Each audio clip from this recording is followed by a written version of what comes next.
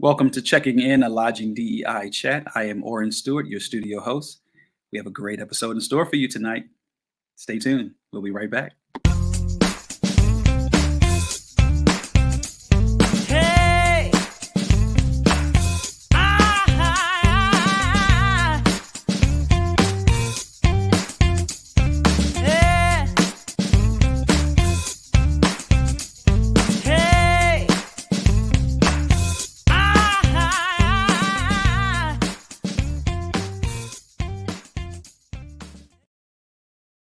Once again, thank you for joining us here at Checking In. I'm Orrin Stewart, your studio host. Now let's introduce our host of the show, Miranda and Leo. And how are you both?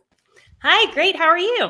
Doing well. Good to see you guys. Hey, Orrin, it's good to see you. Miranda, how's it going? Going great. Happy first day of Pride Month.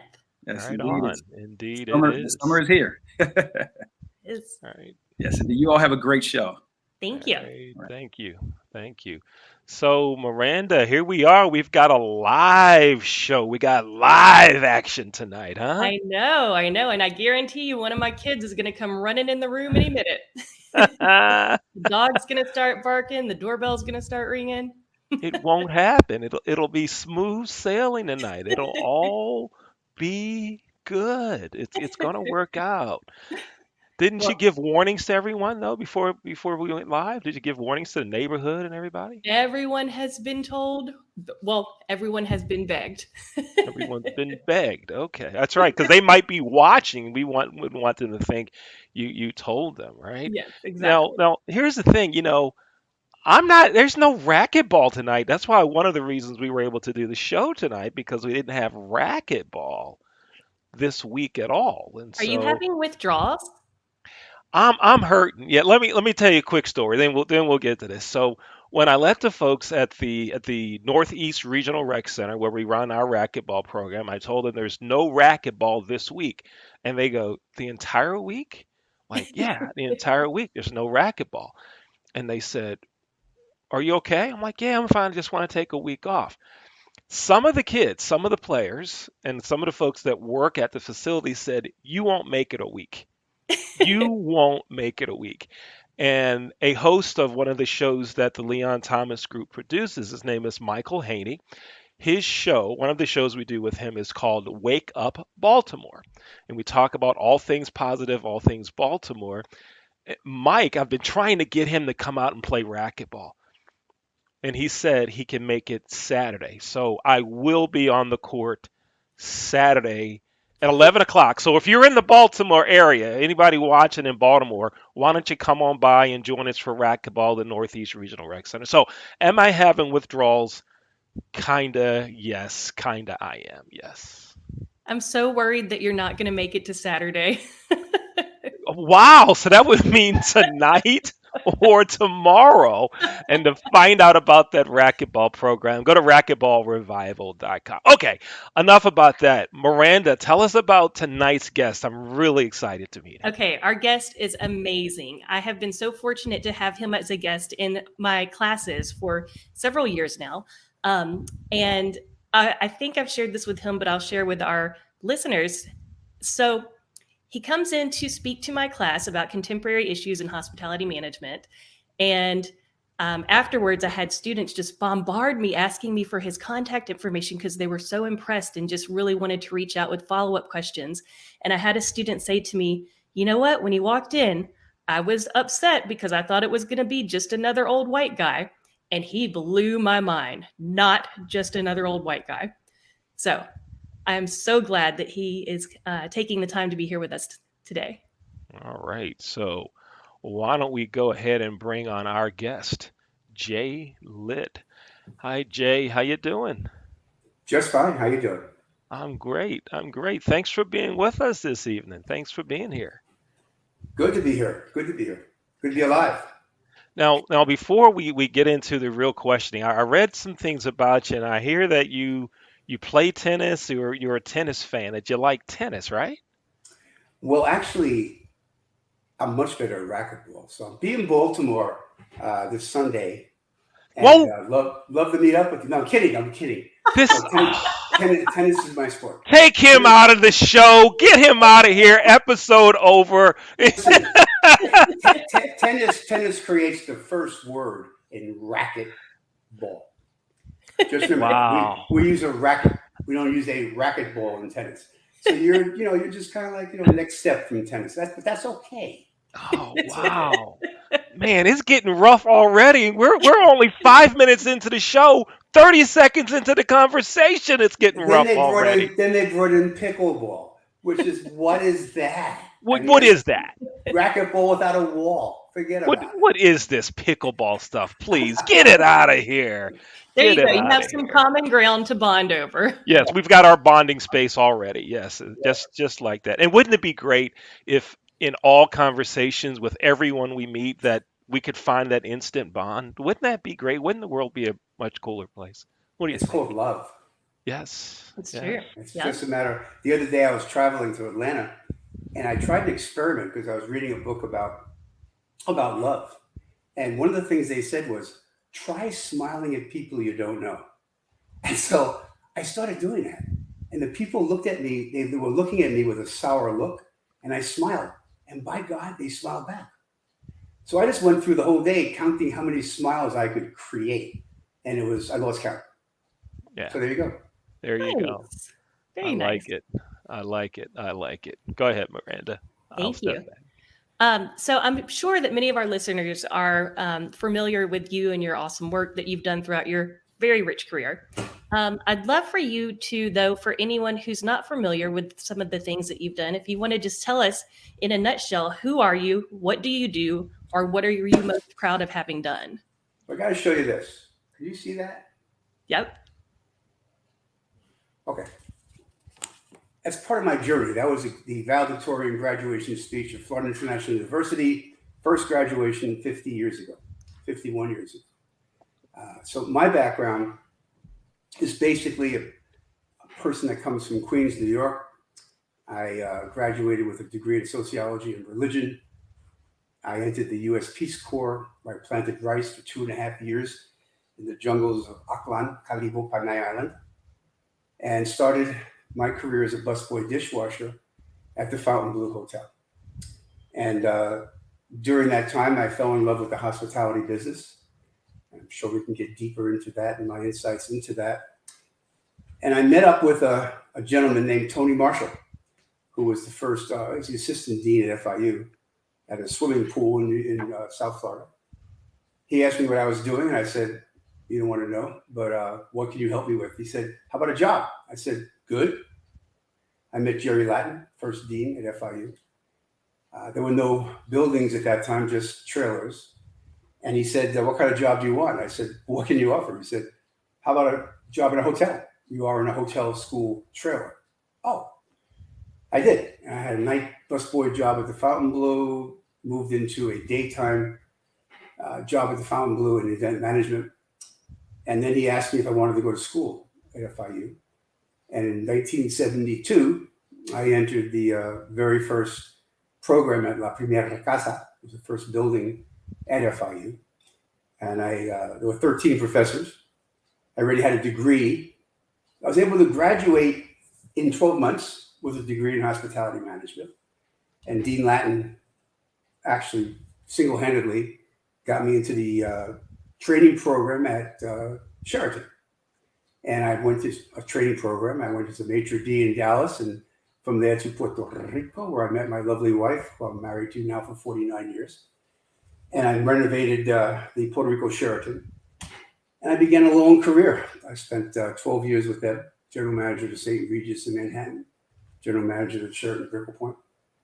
And then I went private for 7 years and bought hotels, sold hotels, had hotels in the South Beach, and then ended up at Brickell Point on Brickell Avenue with Interstate Hotels. And I spent about 12 years with them as a regional vice president.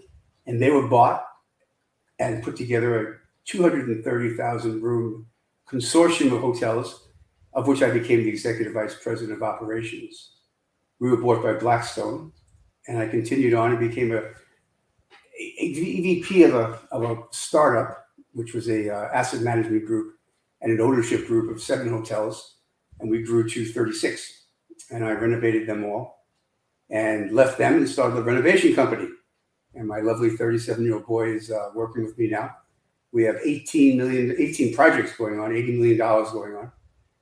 And to give you an idea of where I am in my life, one of the senior executives at Marriott asked me yesterday, "Why aren't you retired?" And I said to them, "I am." And they said, "How can you be retired if you're working so hard?" I said, retirement is a fungible word. When you think of retirement, you think of golf, canasta, mahjong. When I think of retirement, I think of what do I want to do until I die that I like. That's what I'm doing. I like what I do. I love what I do. And I love teaching other people what I do. And that happens to be hospitality. It happens to be renovating hotels, talking about how to build hotels. It's my life. So I'm doing this 52 years. And if I live to 20 more, it'll be 72 years. That's awesome. So you have arguably seen and done it all, everywhere. Well, I've done only one thing in one area. I've been very careful never to stray off my path. And as I get older, my path becomes clearer and clearer and clearer. And don't get me into psychic areas because I'll take the rest of the interview. I found myself at my age truly understanding who I am and what I want to do more than ever in my life. It slowed me down dramatically. Miyamoto Musashi in the Book of Five Rings is quoted as saying, "Really successful people are never busy." And I've slowed myself down to the point where I can see what I want to do. And I'm not pushed by anybody. We recently were asked by a major firm if we joined them. I said, "No, joint venture with you. But the only joining I have is with God. There's nothing else involved in my life. I am basically very level at this point." I love that. Leon? So Jay, you were in the 1973, the class of 1973 at Florida International University. Yes. And you started as a busboy, dishwasher, and basically you are what many would consider to be a hospitality success story. Look at everything you've done, where you started, and everything that you've accomplished in your career. It's kind of a two-part question. When you started working in hotels, was this the thing that you knew you would do for so long? Or was this I'll do it and see how it goes, and then maybe something else will come along better? So was this like the plan that this is what you were going to do, or did you have other things you were considering then? It's a great question. I have always been pulled by the wind. I literally have never made a decision on my career. I simply followed the path that was being laid out in front of me. And at the time when I joined FIU, I was basically just getting great sun, having some fun with stewardesses, they were called then. And everybody was from Vietnam. It was wonderful. I had no plan. And this guy, Jerry Latin, says, "Why don't you just go into a hotel?" When I got into the hotel, I went, wow, because I was a sociologist. And when I got to that first night as a busboy, and I was the only person there that spoke English, and I was surrounded by busboys and dishwashers, many of whom were doctors from Cuba. And the manager said, "You're the only guy that speaks English, you're in charge, take over." And I asked people to do things, and the soda jerk, they called him the soda jerk that made soda, Manuel, said to me, "Jay, come here a second. You're not going to get what you want here unless you learn how to speak a little Spanish. Let me teach you one sentence. Hágame un favor. Hágame un favor." I said, "What's that?" "Do me a favor." I said, "Why should I do him a favor?" And he looked at me and he said, "You want to get it done?" And that was it. Wow. I fell in love with a group of people that weren't from my island. They weren't from my background. They were far more intelligent than me. But I suddenly realized there's something wrong here. These guys are lawyers and doctors. I'm like a piece of you know what, and I'm just learning now to be a busboy. That turned me on. The real shocker, or real shocker, was when I moved to daytime, and I got my first tip. Now you might think of a tip as something you give a waiter.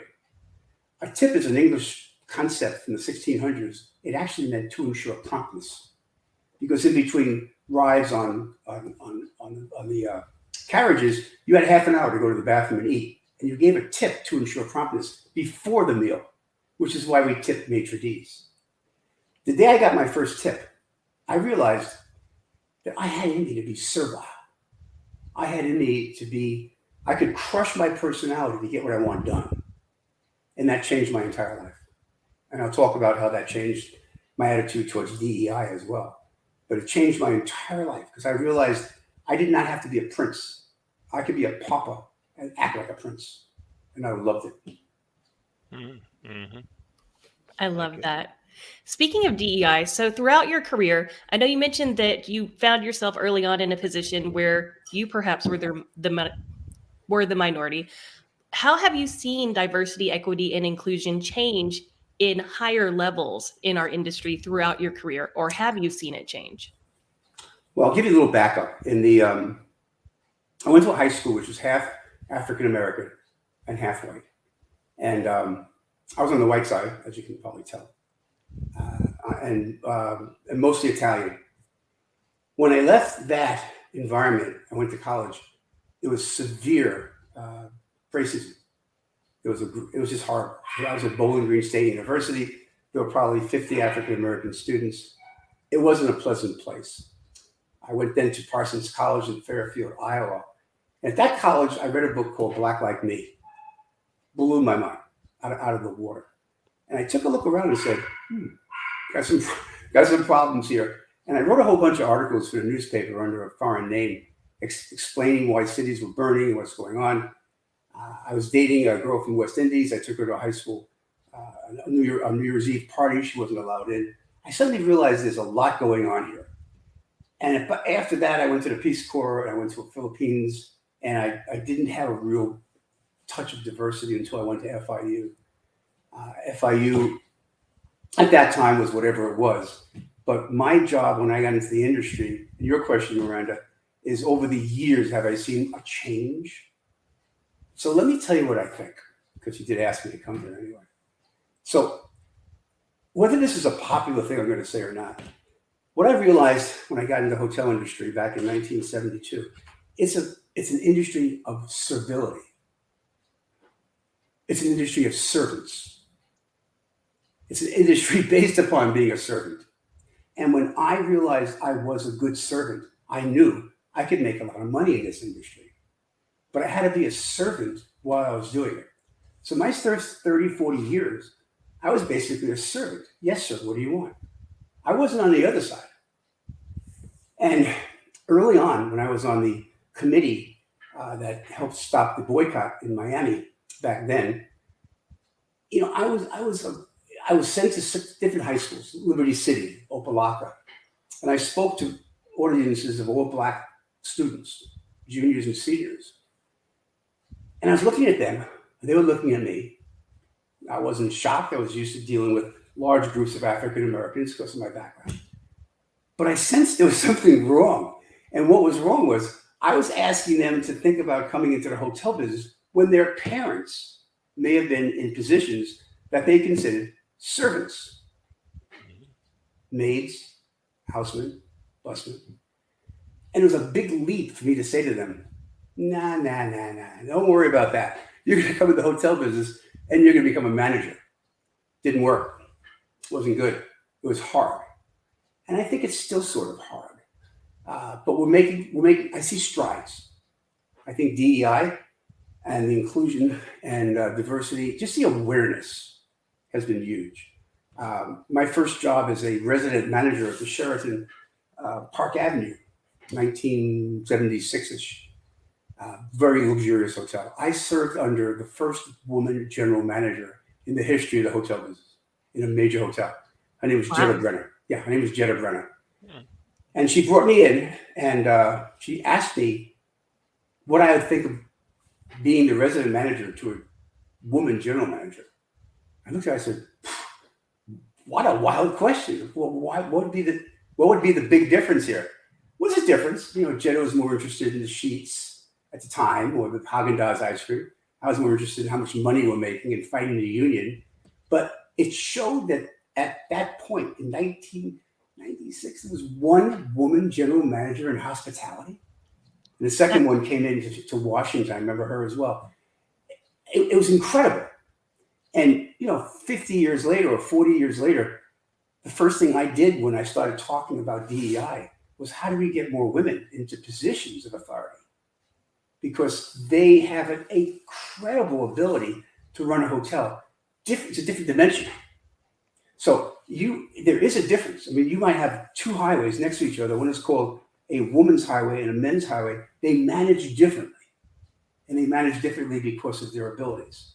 And I think, interestingly enough, we're moving more towards the need for women's management abilities than men, because a lot of it's because of AI, and a lot of it's because a lot of the men things have been taken care of.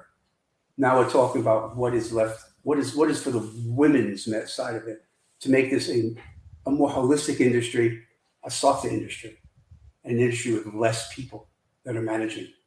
So there's a great opportunity in the future, as I said in your class a couple of times, Miranda, to go from event management to ownership management, to focus on getting women into positions where they are controlling the future of the industry more so than men. And at some point, those two pathways will cross. When is that? Probably won't see it me, but who knows? It's moving in that direction. Awesome. That's wild. So what year did you say you worked for the first female general manager? Did I hear that correctly? Yeah, 66.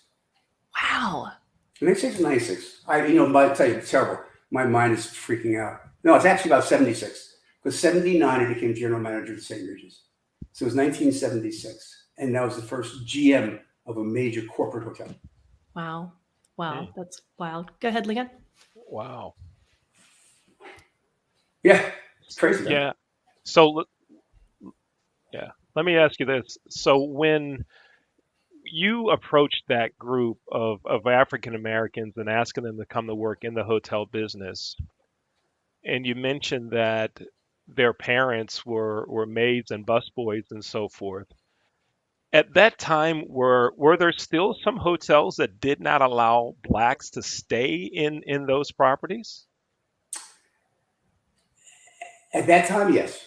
Mm-hmm. So I'll give you a quick story. I became the general manager of Sheraton Bal Harbor. That was 1983. Bal Harbor, Florida. You all know it? I've been there. Bal Harbor, Florida has a shopping center which is called the most expensive shopping center in the world. So the story is I get the general manager's job. It was a dream for me. I dreamt of this story, dreamt of this place. The big honor, #1 resort hotel for Sheraton worldwide. And we moved into the 8th floor, my wife and I, and my 2 dogs, Baron and Duffy. And we were dreaming, limousine, blah, blah, blah. And I started finding out stuff about Bal Harbor I didn't know. So have you ever heard of Arthur Linkletter? Oh, yeah, Arthur Linkletter. He owned a hotel called the Ivanhoe. And there was a sign at his front desk that said, "No Jews, dogs, or the N-word." Right there, front desk. Wow. Bal Harbor. There were 2 sides of Bal Harbor. There was the condominiums on the ocean, and then there were homes next to the shops. You may not believe this, but in the deeds of the homes, it said no Jews could live there. Really? In the deeds. Yeah, wow. Really. 83. In the deeds. In So 83. 83. So one day, my secretary comes in and goes, "Mr. Litt, there's a madman out here. He's all dressed in black." I said, "Well, send him in. I love madmen." In comes this madman. He was actually a Hasidic rabbi. He says, "My name is Shalom Lipskar. You're a Jew. I want your ballroom for a synagogue." I said, "You're crazy." He said, I have meetings going on and stuff. "Well, you remember who I am. You call me when you need me." I tell you right here. I'm telling you a story. That night, at 3 in the morning, I get a call. I live in the hotel. Security says, "You better come downstairs." We had a promenade with shops. The shoe shop got up and left, took all their stuff and left without paying the bill. I called Shlomo up. I said, we have a place where your souls can come. Kind of funny, souls.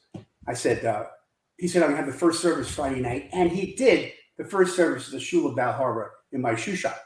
My wife attended. We formed the committee. We built a Shul of Bal Harbor, which is the exact duplicate of the Shul of Sofia Bulgaria, which was killed by the Nazis. And he opened a shul, which is right now a big, thriving shul in Surfside, next to Bal Harbor. He was the first resident of the homes of Bal Harbor. He forced his way in somehow. Now Bal Harbor is a semi-Orthodox community. So these things happen. But yeah, in 1983, absolutely. And it wasn't just that. It was, racism was alive and well in 83. And it was alive and well in hotels. There weren't hotels that said you couldn't come here. But if you went to big resorts, you didn't see a lot of African Americans. It just wasn't that way yet.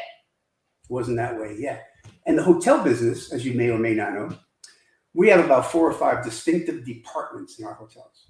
Housekeeping, food and beverage, engineering, blah, blah, blah. Each one is typically staffed by different groups of people. And always had been housekeeping was African American. Mm-hmm. And the restaurants became Latin.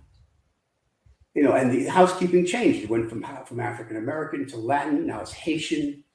All these areas change as time goes by. But racism is not new. Racism is old.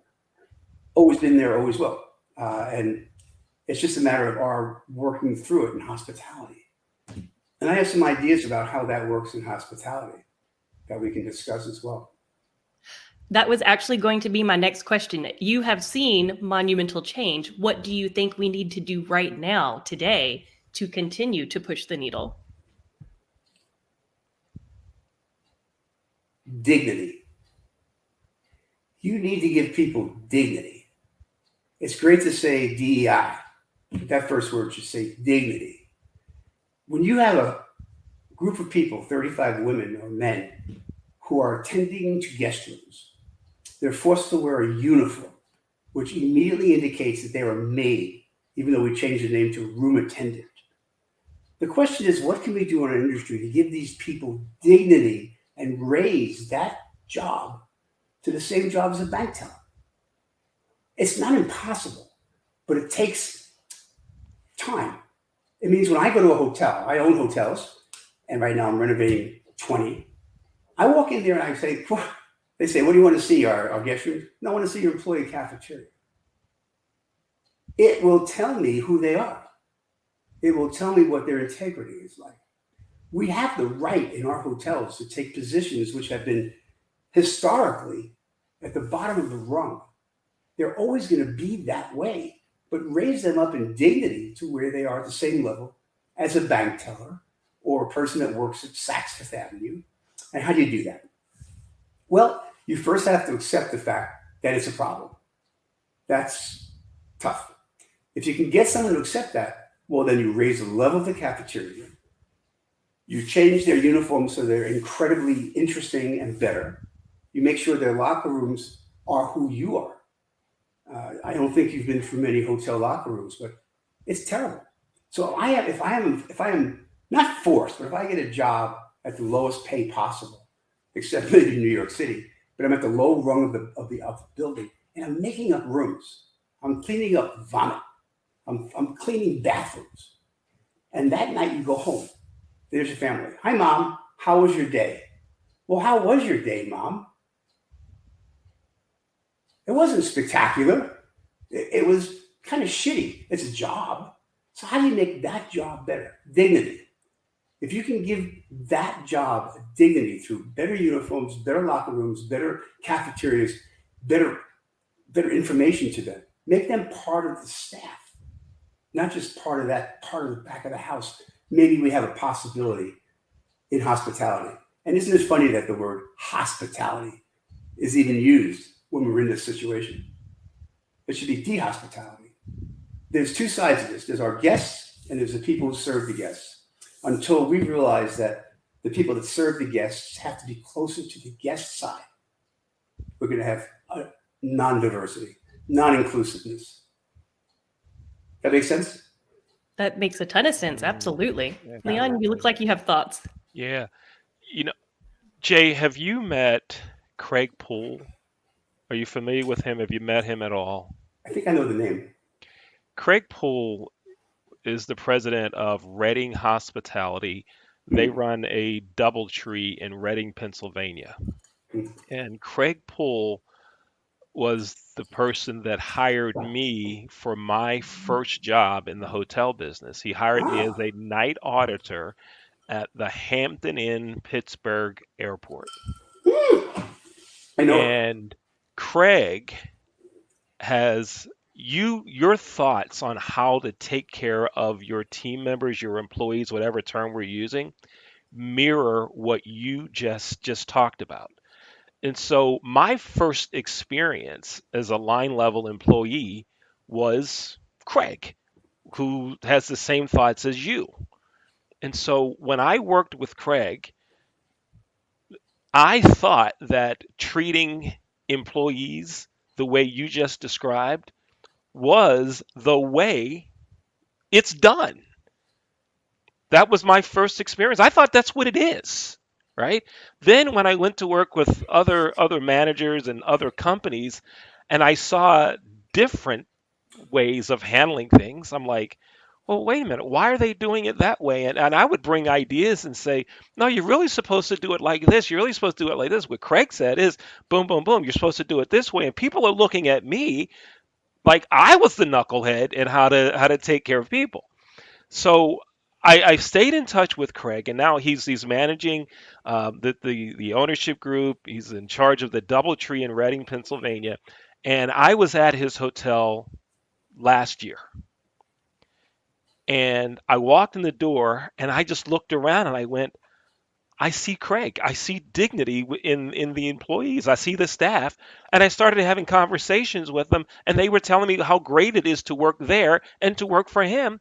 Right. And I hear him saying it, and I hear you saying it. And I don't hear many others saying, this is the way you're supposed to treat people. No. What do we got to do? Do we have to have a show every week to bring folks on like this? Tell me. Let's do something. Let's get this rolling. I loved what you said. Jay, I loved it. I love that you have that way of thinking about people. I just love it. I'm taking over a hotel in Peachtree Corners, Atlanta. I'm going to renovate it. It's a Marriott, 222 rooms. And it's a significant deal. It's like $6 to $8 million. And I make a lot of money. I'm not going to lie. I like money, but I like doing what I do. And I went to that hotel, and the employees were amazing. I could feel their love. But you ask a very interesting question.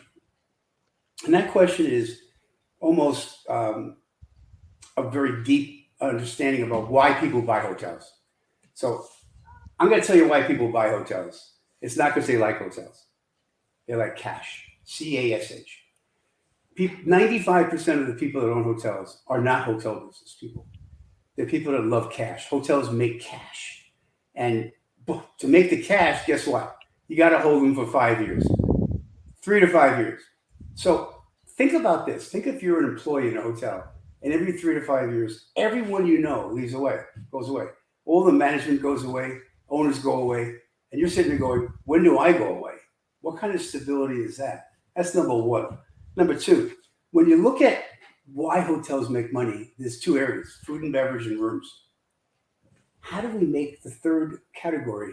You make money from your employees. How do you measure that? How do you measure whether a hotel gets return guests because of their employees? And what's that worth in money? I'm not saying I know how to do that. I'm saying it can be done if that's your plan. If your plan is to say, we have good employees, people are going to come back. It happens in restaurants. I love that restaurant, man. The waiters and waitresses are great. They say that. And all these airlines, all these people have these percentages of guest complaints and all that. Well, what do they do to their employees? Do they prove to the owners of these businesses that by having amazing employees, you have more business? They think by putting in a swimming pool, they think by putting in a restaurant, that's going to make guests come back. No. Guests come back because they're happy. I always ask people, especially what I do for a living. What are the top 3 reasons people go to a hotel? Miranda, can you tell me the top 3 reasons? You probably heard this in my speech 4 times. Oh my gosh, I feel like I'm so on the spot now. I've never had more anxiety. Okay, I'll take it. And I'm glad he asked you first and not me. I can give you my top reasons. So the top reasons people go to hotels, they're beautiful, blah, blah, blah. The real census of why people go to hotels is cleanliness, location, and price. I want to add one more. I want to add humans. I want people to say, I want to go back to that hotel because the people in that hotel were amazing. That has a quality in it. You can actually monetize it. So if you monetize a level of 1 to 5, the 5th level of hospitality and great employees would be worth $20 a night. Huh? And you have a hotel that has 30,000 room nights, it's worth $600,000 to have great employees. If you could convince the industry that great employees monetized would bring people to your hotel, which brings people to your bottom line, then you begin to respect them employees. Then instead of being careful not to have dirty couches, you'd be careful not to have dirty uniforms. You would provide a position where people can be respectful. They can walk in and say, I'm a housekeeper, love this place, and I make the best beds in town. They don't say that from a servility. They say it from a pride standpoint. It's what I do. There's nothing wrong with being a housekeeper. No, it's like being a nurse or a nurse practitioner. Or when I go into the hospital, it's like, are you a nurse? No, I'm a 3rd nurse or 2nd nurse. Or I'm a house nurse. They're not upset or embarrassed about it. They're part of the staff. They're wearing a uniform that displays the fact that they're a professional. Can we make housekeepers professionals? Why not? Why can't we? Why can't we elevate them to the same level as any other employee? And more than that, I love the monetization side. If we could find some smart people in the hotel industry, they monetize occupancy, they monetize average rate, they amortize all sorts of things. They even try to amortize design. This hotel does better because of its design. If you have a hotel, sir, that is unbelievable with staff, you will make more money. You will have more returns. Monetize it, get it out in the open, start a flame in the hotel industry that employees make money for you. And you may be able to turn this crazy industry around because it's not getting easier. I've spoken to this point in Miranda's costs. When I got in the hotel business, there were 35 managers in the hotel. Today there's 19. And I tell Dean Chang in San Michelangelo, hey, I don't want to sound apocalyptic or biblical, but the end is near. We're just going to not have a lot of managers. Wait a second. Who's left? The employees, the staff. So we're getting rid of the managers, but you can't get rid of the housekeepers. You can't get rid of the busboys. So why not just monetize them, lift their level? So that, right now, there's a whole big thing I said in the Wall Street Journal last week. A lot of high school kids don't want to go to college. They don't want to go to college anymore because what's college?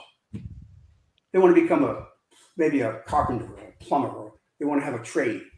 Well, why wouldn't the hospitality trade be just as good as a carpenter? If that person is as valuable as a carpenter or an electrician or a plumber, housekeeper. Think about making the housekeeper at the same level as a plumber. She does 15 or he does 15 rooms a day. Those 15 rooms occupied at $100. They're taking care of $1,500 of cash a day, $9,000 of cash a week. The housekeeper is in charge of $9,000 of cash. If she leaves a dirty sheet, if she doesn't clean the room correctly, she inhibits that $9,000. We need to recognize that, recognize their value. So basically, recognizing the value of hospitality employees is key and critical to DEI. And I will tell you, from my perspective, disappointed in what DEI is because it's becoming very structural. It's not attacking the sickness. It's not attacking directly at what's the problem. I'm talking about directly at what's the problem. I'm a solver. I'm not a process person. I don't like process people. When I started to feel DEI, I was becoming process oriented, starting to get very ephemeral, very interesting. I want to change things. I don't want to talk about it. I've been talking about it for 50 years. Come on, guys. You started a new program, DEI. It sounds like a Chinese restaurant. How about let's get dignity? How about that for a slogan? Let's bring dignity to our people. Let's not worry about DEI. Let's not worry about doctors and doctoresses and shares of DEI. Let's solve the problem. This isn't that hard. This isn't rocket scientists. This is simple. But you got to get to the people that can change it. And those are the money changers, as Christ would say. Those are the people that are in charge. We need to go to the people that are in charge of companies and say to them, time to bring dignity to your staff. Those are the CEOs of major hotel companies. And they all have DEI divisions. Call the DEI and say, we want dignity for our housekeepers. How do we do that? I think that would make a change. I think that's great. And I think the way that you frame it, by framing the job image of someone in housekeeping as saying, hey, each week you are responsible for $9,000 worth of revenue for this property. Like, you are important. Like, that's how important you are. I think that already improves the job image, right?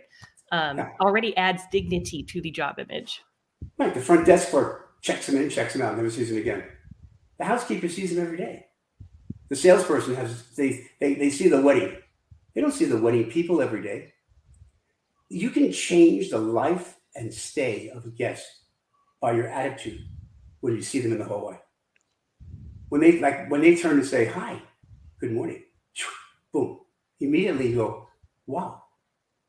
When they leave that toilet paper with a little elephant or a little rhinoceros or a little tissue coming out, you know they cared for you in some way. They're not asking for anything. I leave a tip. I throw dollars on the bed when I leave. Most people don't. How do you get? They're really struggling to have dignity. Mm-hmm. They can go home and look at their children and say, I made the room. Mm-hmm. I did this really cute thing for the guests. But they don't know they're in charge of $9,000. And no one's told them that. Okay, New York City just raised that wage from $7 to $750. They're making $70,000 a year in New York. It's not so much the money. I swear to God, it can't be. These people I don't think they work for the money. I think they just desire a little bit of recognition. And some of the hotels do a good job. They have different days for different ethnicities, which is great. And complicating this is the ethnicity side, because typically housekeeping departments have different ethnicities, but in general, they either come from Haiti, Latin America, African America, or Islam. That's what we have right now. And there are 4 areas that you have to take care of. In a place like Minneapolis, which is probably 85-90% of the people are Somalian. What are they doing for that culture? What are they doing? I'm telling you, they're doing nothing. I'm renovating 10 hotels there. I see no evidence of their knowing they're from Somalia. We do a good job in some parts of this country with African American, with holidays that voice the African American holidays. We do things with Latins. I think these are all good. I think they're just kind of Band-Aids. I'm looking for a deep-seated difference of opinion at high levels of corporate life, where they recognize that their ground employees are the reason guests come to hotels, not because of design, not because of design. People come back because they were treated well. And that treatment begins at a line employee. When you realize that, it's not the front desk clerk, it's not the general manager, it's not the salesperson. It's the maid. Takes care of the room where you sleep. They make your stay. Isn't that incredible? Yeah. I can think of several times that the housekeeping staff have been what made or broke my stay. I was in San Diego for a conference several years ago, staying there in the hotel by myself. And I had a terrible, terrible case of food poisoning or a stomach bug or something. And so I could not leave the room. And when the housekeeping staff came to clean the room, I said, oh, you don't want to be in here. I'm super, super sick. So they said, okay, well, here's some extra towels. And she left, and she came back 30 minutes later with a carton of soup. And I hadn't asked her for anything. Boom. But Yeah, anytime I'm back in that area, that's where I'm going to stay. Could you imagine if you had an entire hotel thinking that way? Right? Wow. It's just like you're talking about with your gentleman in Reading. I was a general manager of the, I ran a company called Wyndham, and we were in Pittsburgh. We lived in Upper St. Clair. Okay. I went to college in Pittsburgh at Robert Morris. There you go. Yeah. We were in Upper St. Clair, where my daughter, as a half Puerto Rican, was a star. What are you? Puerto Rican Jew? Really interesting. But she became a cheerleader at Upper St. Clair High School. I think there were like 12 black people in town at that point in time. And and Pittsburgh was a great place for a little diversity, right? Mm-hmm. You had the hikes there.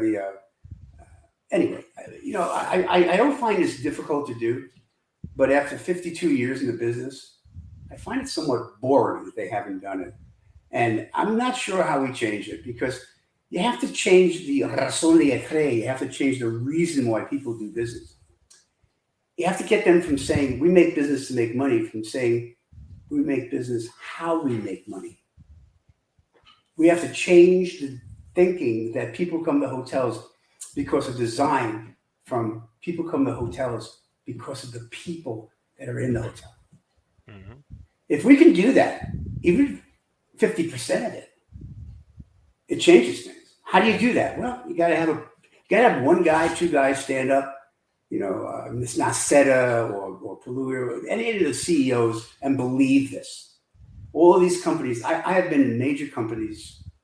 I have been an EVP of the second largest company in the world. I ran a $3 billion company. I ain't never seen nothing of this. I've never seen any recognition that this is important. They hire people in positions that they used to call, well, it wasn't diversity. It was just the early positions of trying to show that they liked minorities. But those people didn't do anything to change it. They just made process. And they had meetings, and it was so cute to see. But now it's 30 years after, and we still don't have what we're looking for. Yeah. So I think it's doable. I think if we have chairs of diversity like we do at FIU, we have to change their focus from what they're doing to what they should be doing, I think. We have to be a little tough with the CEOs of these companies and explain that this country is over 50% minority. It's not going to get whiter. And we have to convince them in some way, shape, or form that the way to make money in their hotels is by having a dignified staff, period. If we do that, I think you'll see a change in their direction. And their direction change would be in creating programs that enforce uniforms, enforce locker rooms, but enforce the fact that their employees, if they are really great, will bring money to their properties. Hopefully some of those decision makers are listening right now, and they're being inspired by your pearls of wisdom that you're just dropping everywhere. Yes. Leon, do I have time for my signature question? Or would you like to go first? Let's see. Let's ask my signature question first, and then we'll go to yours. Okay. All right. So, Jay, you had me thinking early on in the show when you said, I'm coming to Baltimore on Sunday, we're going to play racquetball, but that's not going to happen. So let's kind of talk about a Baltimore-related question anyway. Have you ever had a Maryland crab cake? I have. Where did you have this Maryland crab cake? I had a hotel in Baltimore. Oh, you had a hotel in Baltimore. Where at? The Hilton. I opened up a Don Shula's restaurant. It was a big Hilton on the way up on the top of the hill. Yeah. Didn't do real well, but it was a big Hilton. And I put 2 Don Shula's restaurants in there, and I absolutely stuffed myself with Baltimore crab cakes. All right. So you've had crab cakes, Maryland crab cakes. So that means when you decide to come to Baltimore to play racquetball, I will treat you to a Maryland crab cake to eat here at the table, and I will give you some to take home as well. So thank you. I'm glad you had a Maryland crab cake. Here's how we got on that question. We were talking about crab cakes with a guest once, and they said they had a crab cake, a Maryland crab cake, at a barbecue joint in Kansas City. I'm like, shut up. That's not a crab. That's not a Maryland crab cake. Leave me alone. So now it's become a part of the show to ask about the Maryland crab. And you passed. Check. Yes, you're in. You're in. I had another place. I'm trying to think of the hotel. It wasn't. What's the name? What's the city? It's near Baltimore. Gosh, Annapolis. it wasn't Annapolis. Towson. It was like south of D.C. It was a second airport down there. Okay, so by But Dulles anyway, Airport. Uh-huh. Well, they had a lot of Maryland restaurants in it. I think it was outside of Baltimore. I get confused over these years. I love Baltimore. I love the harbor. Yeah. I was there, I think, a little earlier than even before they built the aquarium. Mm-hmm. And Baltimore, as you know, had some serious financial difficulties. All right. But it's coming back. The people are great. So I take you up on the crab cake. All right. I probably will hold off on the racquetball because I know you're bringing me on. There is no way. You guys help me. You're like a guy that walks up and goes, "You don't need money. Let me show you this trick." No, sir. No, sir. You're giving yourself away. You're a great racquetball player. However, I will say this. How about ping pong? Oh, let's do it. Let's go. Let me in. Ping pong on. I played ping pong in Asia on an Asian team, touring team. Oh. They told me to play Chinese ping pong with a racket like this. Yeah. So I will meet you on the ping pong table, whereas afterwards we can celebrate with some cold beer and a crab cake. I was about to say I can host the beer pong if you want to do that. So Jay, I want to wrap it up. Thank you so much for sharing your time with us this evening. I want to ask you what I ask all of our guests, and that is, if you could go back in time, what would you tell your 20-year-old self? And it can only be one thing. You're going to make it. Oh, I love that. You're going to make it. I can tell you, you hit the year. As you might have figured, I'm a 60s person. And I was a total mess in the 60s. But because of those things that made me a total mess, one day I was just standing in front of a mirror and I said, "You're going to make it." And that was it. And, just to make FIU more important, the only other person in my life that ever said I was going to make it was Tony Marshall. And when I wrote my speech for the valedictorian speech, he made me say it in front of him 100 times. And I said to him, "Well, Tony, I don't know if I believe what's in this speech because it's very, geez, you're going to make it." And he says, "Jay, you're going to make it." And all through my career until he died, he was always there saying, "You're going to make it," until the point I believed it. So you're going to make it. If people believe you're going to make it, you cannot not make it. That's it. Just like when you go on the court, you're going to win. I love that. I love that so much. Thank you so much. Thank you guys for involving me. I appreciate it. Thank you. Let's bring Oren back. Hey, Oren, how's it going? Doing well. What an amazing episode you all had this evening. I'll tell you something. Checking in is definitely where you want to tune in and get great information, great feedback that we always want to make sure that you can take with you and apply to life. Thank you for joining us here at Checking In, a Lodging DEI chat. I am your studio host, Oren Stewart. Have a great rest of your week. Take care.